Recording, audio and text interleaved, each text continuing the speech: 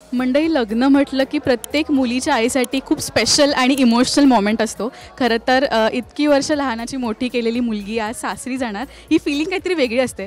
तर सध्या झी मराठीवरील नवरी मिळे हिटलरला या मालिकेतसुद्धा लीला आणि एजेचं लग्न होतं आहे आणि लीलाच्या आईला नेमकं काय वाटतं, तिचे काय इमोशन्स आहेत किंवा काय आता पुढे घडणार आहे लीलाच्या आयुष्यात हे तिला आपण विचारूया. खरं तर शीतलताई माझ्यासोबत आहे, खूप सुंदर दिसते आहे आणि मी म्हणजे जेव्हा साड्यांची चॉईस किंवा रंग तुला अगदी उठून दिसतात प्रत्येक वेळी आपण जेव्हा इंटरव्ह्यूज करतो तेव्हा मी तुला कॉम्प्लिमेंट देते आणि ती मनापासून असते. खूप सुंदर दिसते. Thank you so much. मी खूप आभारी आहे तुझी.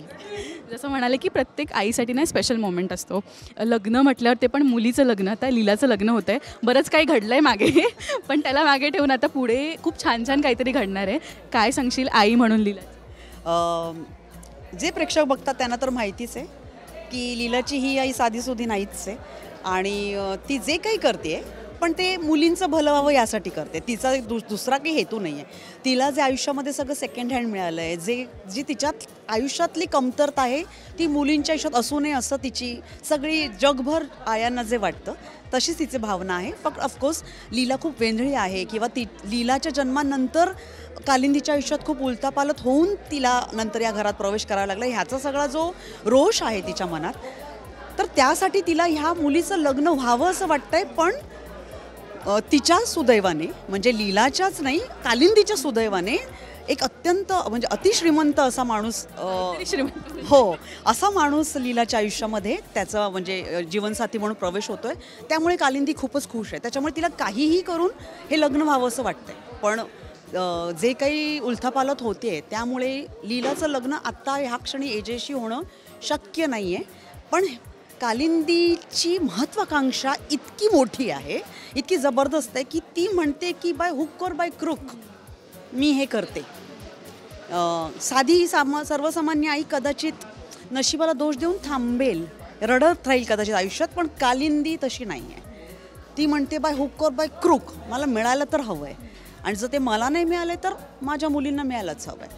आणि म्हणून ती आता जीव तोडून प्रयत्न करते की लीलाला जहागीरदारांची सून करावं. सो ही झाली गोष्ट. पण मला म्हणजे मी जेव्हा वल्लरीला बघितलं तिला अशा छान ह्याच्यामध्ये वेशात, तेव्हा मला खूप आनंदाश्रू आले. म्हणजे ती एक तर खूप सुंदर दिसते आहे. त्यामुळे मी तिला म्हणजे काय म्हणा, तिला नजर लागू नये म्हणून मी काळा टिक्का लावते दर दिवशी न चुकता. तिचं मेकअप झालं की मी ते करतेच. आणि मला असं वाटतं की म्हणजे लीला किंवा रेऊ ह्या माझ्या करिअरमधल्या म्हणजे मुली म्हणून अशा कदाचित दुसऱ्या वगैरेच आहेत. आधी मी दुसऱ्या एका व्यक्तिरेखेची आई होते आहे म्हणजे.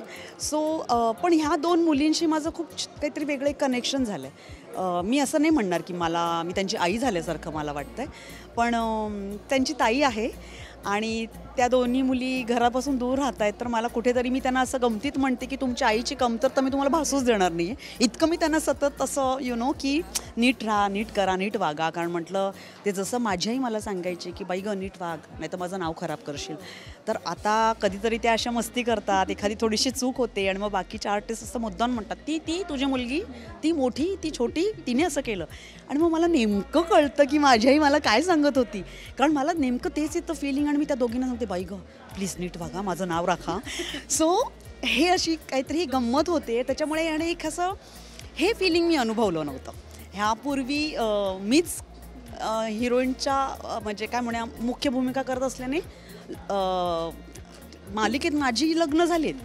सो मी नववधूच्या वेशात होते किंवा त्यावेळेचं मी फिलिंग्स अनुभवलेत. पण एक आई म्हणून हे माझं पहिलंच असं मी म्हणते आणि खूप छान वाटते. आणि मला ना आता नेमकं कळतंय म्हणजे आई, प्रत्येक आई काय घालमेल असं होत असेल आणि काय होत असेल तुमचं आणि तुमच्या पोटात जी कालवा होत असेल, इथे कुठेतरी दुखत असेल, तर मला त्याचं नेमकं आता आय कुड फील दॅट. आणि त्यामुळे मी समस्त आयांना नमस्कार करते, त्यांना थँक्यू म्हणते की त्यांनी त्यांच्या मुलींसाठी इतकं केलं आहे. माझ्या आईलासुद्धा या निमित्ताने थँक्यू म्हणते.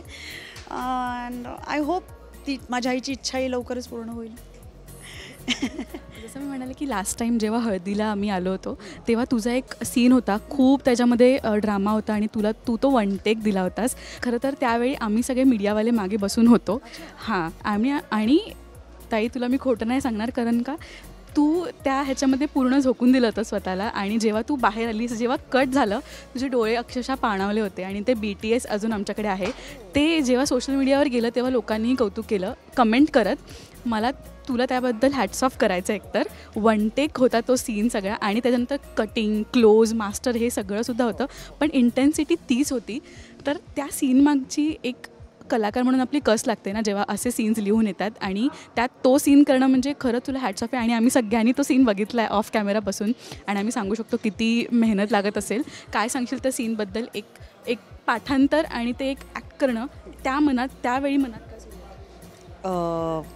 आमचे सर चंद्रकांत गायकवाड ह्यांनी मला एक रूपरेषा सांगितली होती, स्क्रीन प्ले, की हे असं असं होणार आहे आणि तुमचं जबरदस्त सीन आहे. ह्याच्या पलीकडे सरांनी मला काहीच सांगितलं नव्हतं, की तुम्ही त्यांना असं असं बोलता, हे जे मी तुला सांगते तसंच त्यांनी म्हणालं, असं असं बोलता. तर मी म्हटलं बरं. ज्यावेळी स्क्रिप्ट आली आणि जेव्हा मी ते वाचलं तेव्हा मला जाणवलं की हा म्हणजे आत्ता मी जसं म्हणाले की कालिंदी ज्या पद्धतीची किंवा ज्या स्वरूपाची बाई आहे, तिच्यासाठी हे तिच्या सगळ्या स्वप्नांचं उद्ध्वस्त होणं आहे. आणि असं स्वप्न उद्ध्वस्त होत असलेली बाई काय करू शकते, एवढंच माझ्या डोक्यात होतं. आणि मी शक्यतो काय करते माहिती आहे का, मी खूप देवाच्या कृपेने माझं पाठांतर बरं आहे, त्यामुळे मला असं खूप पाठ करावं लागत आहे कधीतरी. आणि मी असं कौतुकच आहे हे आमच्या लेखिकेचं, की ती इतकं सुंदर लिहिते की ती स्क्रिप्ट वाचतानाच ती आपोआप त्याचा तुम्हाला भावार्थ कळल्याने शब्दसुद्धा तेवढेच लक्षात राहतात. त्यामुळे मी ते वाचल्यानंतर मी खूप ठरवलं नव्हतं, मी काही एक त्याचे पॉईंट्स ठरवते. आणि ऑफकोर्स चंदू सर असल्यामुळे त्यांनीसुद्धा आम्ही बोललो एकमेकांशी. आणि त्यांनी शिवाय तू जसं म्हणालीस की 4 त्या दिवशी कॅमेरे होते, सो त्यांनीसुद्धा मला मदत झाली, कारण एक इमोशन्सची कंटिन्युटी मला राखता पण आली. त्यातही पुन्हा क्लोज असल्याने त्याचं मी काही करू शकत नाही, माध्यमच क्लोजचं आहे, ते मला करायचं होतं याचं मला माहिती आहे. पण मला असं वाटतं ते करताना मला तेच होतं की स्वप्न उद्ध्वस्त होत असलेली एक आई. आणि एक कलाकार म्हणून मला असं वाटतं प्रत्येक दिवशी आमची पर्सनल आयुष्यात कुठली ना कुठली तरी स्वप्न उद्ध्वस्त होतात किंवा झालेली आहेत कधीतरी. एक ॲक्टर म्हणून तुम्हाला आलेल्या अनुभवांचा, तुम्ही बघत असलेल्या अनुभवांचा अभिनयाच्या भाषेत काय त्याचं डिकोडिंग करता, किंवा इन बिटवीन द लाईन तुम्हाला नेमकं काय कळतं, ह्यावर खूप अवलंबून असतं. आणि मी असं म्हणेन, मी त्या बाबतीत भाग्यवान आहे, सुदैवी आहे की देवाने ती समज दिली आहे आणि असे अनुभवही दिले आहेत की ती समज वाढतच गेली आहे. भारी झाला होता तो सीन आणि आम्ही सगळ्यांनी पाहिला. पण आता लग्नाची धावपळ आहे आणि आपण तुर्तास इथे इंटरव्ह्यू संपूया. थँक्यू सो मच ताई, आणि ऑल द व्हेरी बेस्ट या पूर्ण जर्नीसाठी. Thank you so very much. Thank you.